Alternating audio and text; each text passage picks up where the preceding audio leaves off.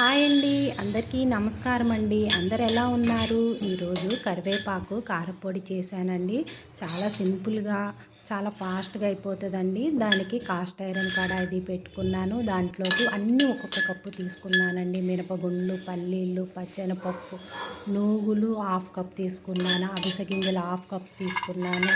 దాంట్లోకి చిన్నుల్లిపాయి, చింతపండు, కొంచెం హాఫ్ టీ స్పూన్ అనుకోండి మెంతులు వేసుకొని అన్నీ దోరగా సిమ్ములో పెట్టుకొని వేయించుకోవాలండి. తర్వాత కారం మీకు తగినంత కారం, ఎక్కువ కారం ఉన్నాలు కొంచెం ఎండుమిరగాయలు ఎక్కువ వేసుకొని అన్ని ధనియాలు కూడా వేసుకొని ఒక ప్లేట్లోకి తీసుకొని చల్లారేదాకా ఉంచుకున్న తర్వాత కొంచెం ఇంగువ, పసుపు కూడా వేసుకొని నేను మళ్ళీ కొంచెం కరివేపాకు కూడా ఫ్రై చేసుకున్నానండి. ఎక్కువ క్వాంటిటీ కావాలని వాళ్ళు ఎక్కువ, కొంచెం కావాలనుకున్న వాళ్ళు కొంచెం చేసేసుకోండి.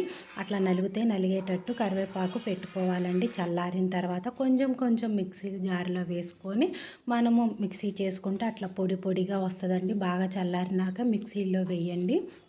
ఉప్పు తగినంత వేసుకోవాలి.